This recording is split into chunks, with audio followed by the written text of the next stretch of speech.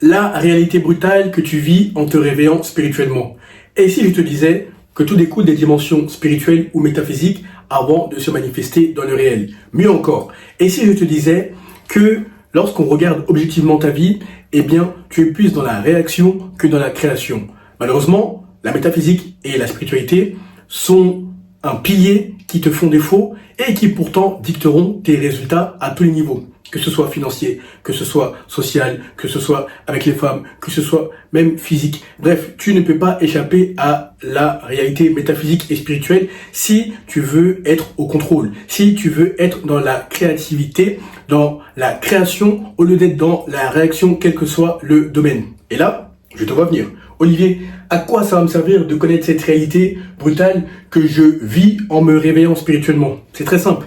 Moi, j'accompagne les hommes ambitieux comme toi à atteindre l'élite via les secrets spirituels et via l'alignement vibratoire. Si tu n'es pas là où tu veux être socialement, tu es méprisé, tu es invisible socialement, malgré ta situation financière qui est plus que confortable, tu sens que ta vie n'est pas à l'image de ce qu'elle pourrait être, de ce qu'elle a le potentiel d'être, eh bien, tu ignores tout simplement les secrets de l'élite.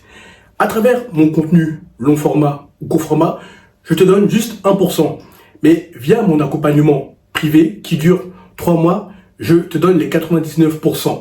Si tu appliques à la lettre tout ce que je te dis lors de cet accompagnement privé sur mesure qui dure 3 mois, eh bien crois-moi, les hommes, les femmes, le monde globalement se soumettront naturellement à ta volonté. En effet, vous êtes des hommes de tous bords.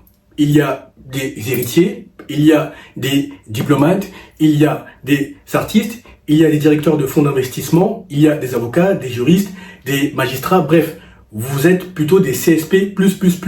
Et ce qui est une bonne chose car je suis très intentionnel vis-à-vis de mon contenu. Je ne veux que des élitistes qui en ont un minimum là-dedans, et surtout en esprit. Je te lis les titres comme d'habitude si tu ne les vois pas au tableau. 1. Tu seras harcelé spirituellement. Vision, rêve, menace. 2. Ton entourage sera la source de ta chute ou de ton élévation. Aligné, négatif, inquisiteur. 3. Tu ne seras plus jamais le même homme. 4. La pitié / peur te seront étrangères, ce qui est une bonne chose in fine. Mais je vais t'expliquer comme d'habitude. Vois-tu, comme je te l'ai dit il y a quelques secondes, tout découle des dimensions spirituelles avant de se manifester dans le réel. Or, toi, quel que soit ton statut social qui est élevé, vu l'audience que vous êtes, eh bien, on t'a plus appris à te concentrer sur le physique, mais on t'a jamais appris à analyser, à regarder le mental et le spirituel. Or, si tu veux être dans la création et non plus dans la réaction, il faut que tu te penches vers le mental et la spiritualité. Et surtout, j'ai souvent évoqué avec toi le combat spirituel, mais de souche familiale. Parfois, ça peut être le cas que tu sois blanc, arabe, noir, juif, indien, asiatique, bref. Tant que tu es un humain, que tu as une âme, un esprit, eh bien, tu es sujet au combat spirituel et tu as les clés ou pas en fonction de ton niveau de conscience et de ton niveau de connaissance de ces univers parallèles, la spiritualité ou la métaphysique. Bref, tout le monde est concerné par cela. Et comme je te disais il y a quelques minutes, parfois c'est de souche familiale, quand même dans ta famille tout se passe bien, parfois ce n'est pas la souche familiale, parfois ça peut être la souche relationnelle, donc ça peut être des amis, ça peut être des collègues, ça peut être des associés, bref, lorsque tu as quelque chose en toi qui est différent, une lumière, une vibration, une fréquence, quelque chose qui dérange le monde des ténèbres, eh bien, ils n'hésiteront pas à te le faire savoir quel que soit le moyen. Parfois ça peut être brutal, parfois ça peut être sournois, parfois ça peut être subtil, mais bref, tu dois t'ouvrir à la spiritualité et à la métaphysique si tu veux être un homme aligné et être un homme serein, en paix avec lui-même, et non pas en constante confrontation interne. Garde à l'esprit que tu dois savoir analyser tes rêves, car tes rêves sont les messages que les dimensions spirituelles te transmettent. Or, si tu passes ton temps à négliger tes rêves en te disant que ce sont des conneries, en te disant que ça ne sert à rien, en te disant que du moment que j'ai mon statut, j'ai mes finances, eh bien la spiritualité ne me sert à rien, eh bien crois-moi, tu es un sujet parfait pour le monde des ténèbres. un sujet qu'on peut tourmenter, un sujet qu'on peut harceler, un sujet dont on peut faire ce qu'on veut justement quand on est mal intentionné spirituellement. Satan, lorsqu'il te voit et que tu négliges tes rêves, ou le monde des ténèbres, ou tes ennemis qui sont plus avancés que toi sur le plan spirituel, lorsqu'ils te voient que tu négliges la spiritualité, ils se disent, ça c'est parfait, c'est la victime qu'on va utiliser pour avoir notre énergie. Comment Satan t'utilise? Tu utilises lorsque tu n'es pas à jour, ou lorsque tu es ignorant de ces réalités-là. Il te donne des visions, des rêves, des menaces. N'as-tu pas remarqué que souvent, tu fais toujours le même type de rêve? Je vais prendre 3 cas de figure parce que ce serait trop long si je continuais.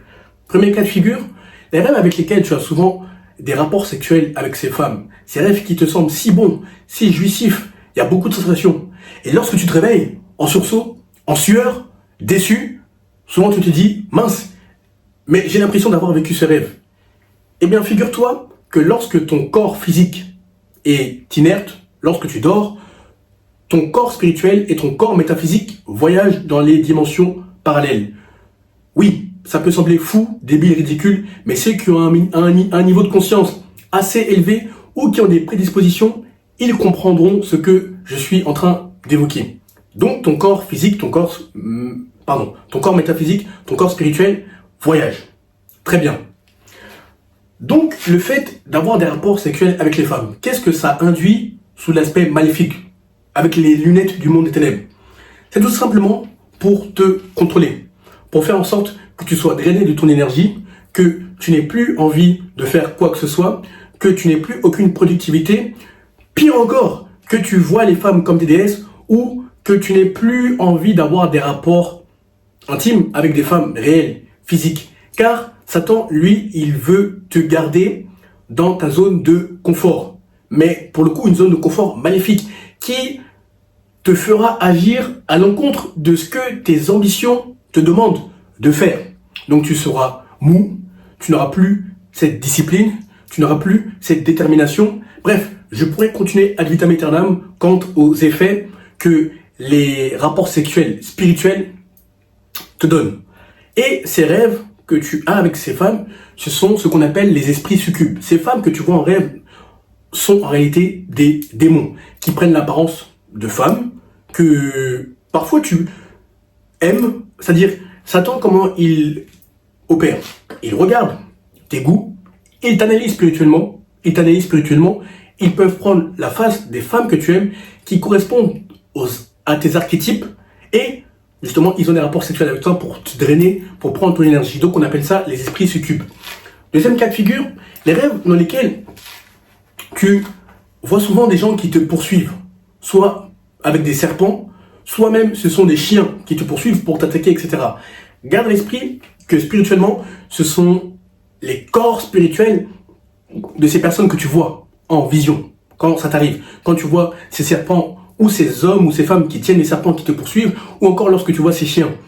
Physiquement, ce sont des personnes qui existent, mais spirituellement et métaphysiquement, ce sont leurs corps spirituels qui se manifestent sous le prisme du monde des ténèbres. Encore une fois, ça peut sembler bête, débile, ridicule, insensé, mais ceux qui ont des prédispositions, ils comprennent ce que je suis en train de dire, ils comprennent ces réalités. Troisième cas de figure, ces rêves dans lesquels tu te bats constamment avec des gens. Parfois, ça peut être la famille, parfois ça peut être des amis, bref, des gens que tu as connus ou pas. Garde à l'esprit que, encore une fois, ça renvoie au harcèlement spirituel. Maintenant que j'ai pris ces 3 cas de figure, comment on pallie ce problème? Comment on pallie justement ces déconvenus qui interrompent ton sommeil? Il faut que tu t'ouvres à la spiritualité. Pourquoi tu dois t'ouvrir à la spiritualité? Car ça te permettra d'être dans la création et non plus dans la réaction.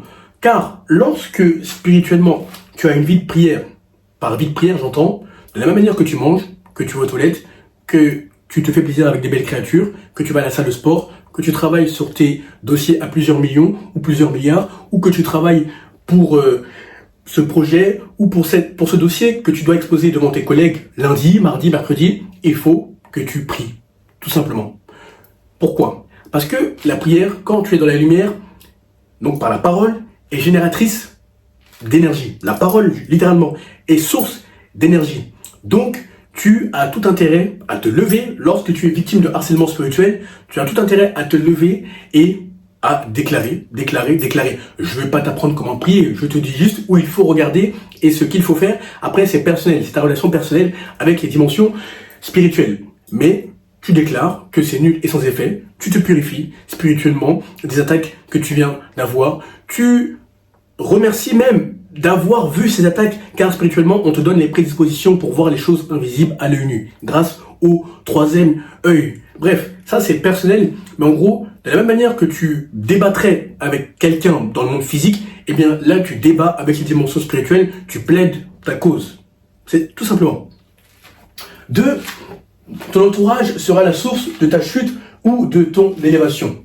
Garde à l'esprit, encore une fois, que lorsque spirituellement tu as les prédispositions et que tu es amené à accomplir de grandes choses, et je sais que beaucoup d'entre vous avaient déjà accompli de grandes choses parce que je discute avec beaucoup d'entre vous, j'en coach beaucoup d'entre vous, vous êtes des catégories socio-professionnelles plus, et même financièrement, ça correspond.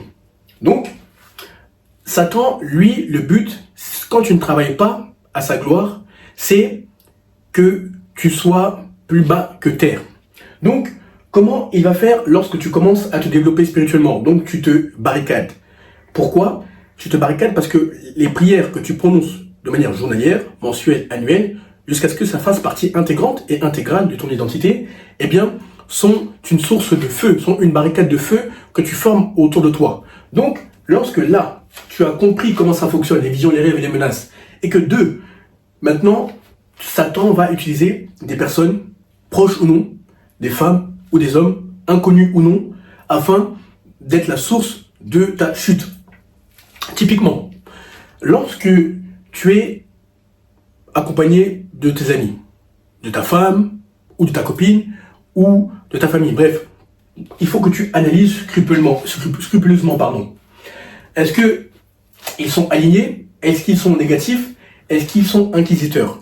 Par alignement, j'entends des hommes et des femmes qui t'entourent et qui, intellectuellement, émotionnellement, mentalement, spirituellement, physiquement, sont alignés.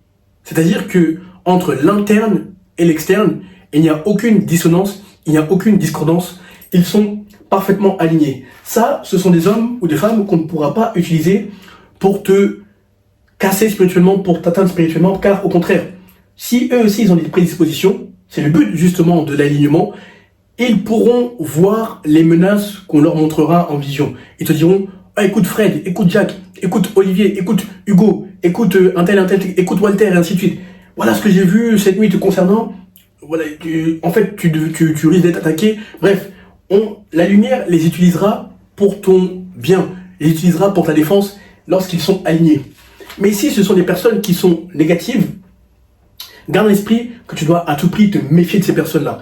Quand bien même c'est des membres de ta famille, quand bien même ce sont des amis, quand bien même c'est malheureusement ta femme ou ta copine, garde à l'esprit que les personnes négatives sont propices à être utilisées, à être malléables par le monde des ténèbres. Pourquoi? Car je te parle souvent de la métaphysique et des niveaux de paradigme, les 3 niveaux de paradigme, à savoir le survivant, l'intellect et le spirituel. Or, la plupart des hommes et des femmes vivent dans le paradigme du survivant, au doute, à la colère, à l'aigreur, à la jalousie, à la peur, etc. Quand toi, tu t'élèves spirituellement, tu commences maintenant à être dans le paradigme de l'intellect et du spirituel. Donc, dans l'intellect, tu vibreras à la raison, à la volonté, au courage, à la neutralité. Quand tu es dans le paradigme du spirituel, tu vibreras à l'illumination, la paix, la joie, etc. Bref, tu seras en paix avec toi-même et rien ne te fera peur spirituellement. Et comme rien ne te fera peur spirituellement, eh bien, physiquement, tu auras une poigne. Vraiment, les gens te suivront, graviteront naturellement autour de toi. Mais le problème, c'est que toi, tu es positif via les paradigmes que je viens de t'expliquer, et eux, ils sont négatifs. Donc, il y a une discordance d'énergie, il y a une discordance de niveau de conscience. Tu comprends ce que je suis en train de dire? Étant donné qu'il y a une discordance de niveau de conscience, eh bien, Satan pourra utiliser facilement ta femme, ta copine, ou tes femmes, tes copines, s'il y en a plusieurs. Il pourra utiliser facilement tes amis, il pourra utiliser facilement les membres de ta famille. Donc tu dois être radical, brutal, tu dois dégager tous ceux qui ne sont pas alignés. Ou s'ils veulent être alignés, qui font les efforts pour, bon, tu les gardes. Mais ceux qui sont négatifs, il faut les dégager parce que non seulement ils vont te drainer en énergie, parce que tu devras te justifier au regard de tes projets, au regard du bien fondé de tes ambitions, de tes velléités, de tout ce que tu fais. Et surtout, tu devras garder beaucoup d'énergie pour rester positif et en même temps les tirer avec toi, c'est-à-dire les sortir de leur paradigme du survivant pour les amener au paradigme de l'intellect et du spirituel, progressivement. Donc, dégage les personnes négatives, tu n'as vraiment rien à gagner en restant avec elles. Je vais te donner un cas de figure concret, mais je ne te donnerai pas de détails. Moi, j'ai pas honte de le dire, spirituellement, on m'a montré plein de choses, métaphysiquement, on m'a montré plein de choses, et ça a été confirmé par des mentors en spiritualité que j'ai jusque-là. Personnellement, j'ai coupé les ponts avec toute ma famille maternelle. Oui, tu as bien entendu, toute ma famille maternelle sans exception. J'ai mes raisons, elles n'ont pas à être exposées ici, mais c'est pour te dire que quand tu es amené à faire certaines choses qui sont sur ton chemin et que des personnes essaient de te casser spirituellement, métaphysiquement, ou d'utiliser d'autres personnes de ton entourage, il faut que tu sois dur, ferme, intransigeant, rigoureux, radical, si tu veux que les choses qui ont été prévues pour toi spirituellement se réalisent. Car si tu es dans le monde des béni oui, c'est la même famille, oh c'est ma femme ou c'est ma copine, oh ce sont mes amis ou c'est mon ami, eh bien Satan utilisera ta naïveté, ta mollesse d'esprit, ta mollesse spirituelle pour entraver ce qui est prévu pour toi spirituellement, malheureusement. Et là j'ai mis inquisiteur. Pourquoi inquisiteur? Observe autour de toi, analyse objectivement, scrupuleusement, rigoureusement. N'as-tu pas constaté qu'il y a certaines personnes, hommes ou femmes, dans ton entourage, qui veulent tout connaître de ce que tu fais, qui veulent connaître tes faits et gestes, qui veulent connaître où tu en es, dans tes avancées, dans tes ambitions, dans tes projets, etc. Mais eux, ils ne disent jamais rien quant à ce qu'ils font. Garde à l'esprit que les personnes qui sont, les hommes ou les femmes qui ont ce trait de caractère, à savoir inquisiteurs, qui sont constamment dans l'inquisition, eh bien, tu dois brutalement couper les ponts avec eux aussi. Pourquoi? Parce que eux, ce sont des gens qu'on peut utiliser spirituellement pour te casser. Ça peut être des collègues si tu es salarié, ça peut être des potentiels investisseurs, ça peut être, bref, des gens qui te posent mille et une questions, mais qui eux ne révèlent rien quant à leur vie, quant à leur avancée, quant à tout ce qu'ils font.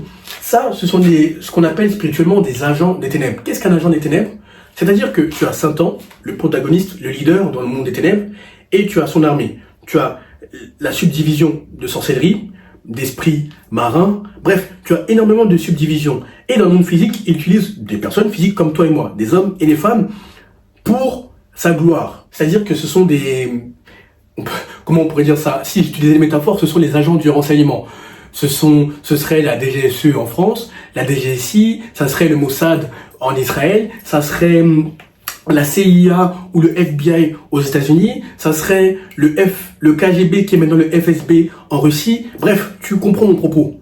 De la même manière que les États ont leur agence et agents de renseignement, eh bien Satan a également ses agents de renseignement dans le monde physique comme dans le monde spirituel. Donc les personnes, ou du moins les hommes et les femmes qui ont certains caractères inquisiteurs, qui sont constamment dans l'inquisition mais qui ne disent rien, il faut couper les ponts avec eux parce que ça, ce sont des personnes dangereuses. Et même, lorsque spirituellement tu commences à t'ouvrir, on te montrera clairement les choses invisibles à l'œil nu. Tout ce que je te dis, c'est du vécu. Mes mentors en spiritualité, en finance, en diplomatie, l'ont vécu. Bref, toutes les personnes qui m'ont marqué positivement et qui continuent de me marquer l'ont vécu. Moi-même, je suis passé par cette phase. Même Hugo, que tu vois, l'un de mes bras droits, mon associé, est passé par ces phases-là. Tous les gagnants passent par ces phases-là. Quand tu réalises des choses que peu d'hommes ont faites avant toi ou autour de toi, tu dois impérativement être éveillé spirituellement, car tu ne verras pas tout à l'œil nu, justement. Il y a des choses que tu verras à l'œil invisible. Troisième œil, la vision, les rêves, etc. 3, tu ne seras plus jamais le même homme. Pourquoi tu ne seras plus jamais le même homme? Ça, c'est un reproche qu'on m'a beaucoup fait d'ailleurs. Lorsque spirituellement, tu as vu qui t'a combattu, amis, famille, femme, etc. Eh bien, maintenant, tu seras beaucoup plus dur quant aux personnes que tu admets ou pas dans ton entourage. Si typiquement, avant, tu étais ce nice guy, tu étais naïf, tu voulais à tout prix plaire à tout le monde, tu ne voulais pas faire de vagues, tu avais peur de la confrontation verbale, physique, spirituelle, mentale, eh bien maintenant, tu n'en auras que faire de ce que les hommes ou les femmes pensent de toi. Dans la mesure où, si tu as été combattu spirituellement, tu as vu qui était qui sont plutôt tes ennemis, tu as vu les armes qu'ils ont employées spirituellement, et tu as vu leurs défaites cuisantes, eh bien dans le monde physique, tu te diras, ok, si spirituellement ils n'ont pas pu me vaincre, ils n'ont pas pu m'atteindre, eh bien je n'en ai rien à foutre en fait de ce que les hommes ou les femmes pensent de moi. La seule question qui te taraudera sera, est-ce que mes émotions, mes pensées, mes actions sont conformes à ce que les dimensions spirituelles ont prévu pour moi, sont conformes à mon chemin, oui ou non? Est-ce que ces hommes ou ces femmes veulent mon bien ou pas spirituellement? Oui ou non? Si tu réponds par oui, tant mieux. Si tu réponds par non, ça dégage. Il faut être brutal, radical, intransigeant. Être spirituel ne veut pas dire être un bini oui. Ça veut dire que tu es en paix, en phase avec toi-même. Tu comprends les choses invisibles à l'œil nu. Tu comprends les réalités parallèles, les mondes parallèles, les univers parallèles. Mais ça signifie aussi être brutal, radical, avoir de la poigne lorsque les circonstances l'imposent. Crois-moi, ton futur toi te remerciera. Que tu aies mon âge, 28 ans, que tu sois un peu plus jeune, 25 ans, que tu sois un peu plus âgé, la trentaine, que tu sois beaucoup plus âgé, la quarantaine, la cinquantaine. Comme je te le répète constamment, vous êtes une palette large au niveau de l'âge dans l'audience, et surtout, vous êtes des catégories socio-professionnelles plus. Vous êtes des hommes qui réussissez financièrement. Et ça me fait plaisir parce que vous êtes à l'image de mon contenu qui est très intentionnel.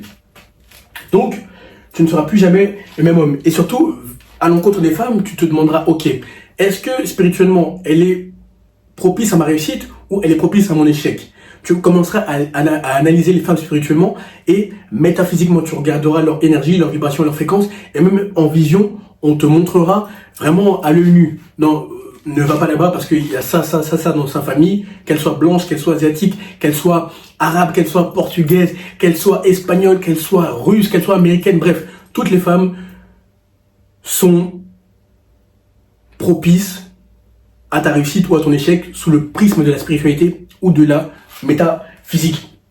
Donc, tu regarderas les femmes sous le prisme métaphysique spirituel, tu auras des standards, parce que tu sauras que lorsque tu la fais entrer dans ton cercle, dans ton univers, et lorsque tu entretiens des rapports intimes avec elle, eh bien, soit c'est source de bénédiction, soit c'est source de malédiction. Donc, inéluctablement, tu auras maintenant cette énergie de sélectionneur qui donne la chance à une potentielle femme qui correspond à ses standards ou à des potentielles femmes qui correspondent à ces standards s'il y en a plusieurs. Ça dépend de ta manière de voir le monde et surtout ta manière de gérer tes relations avec les femmes.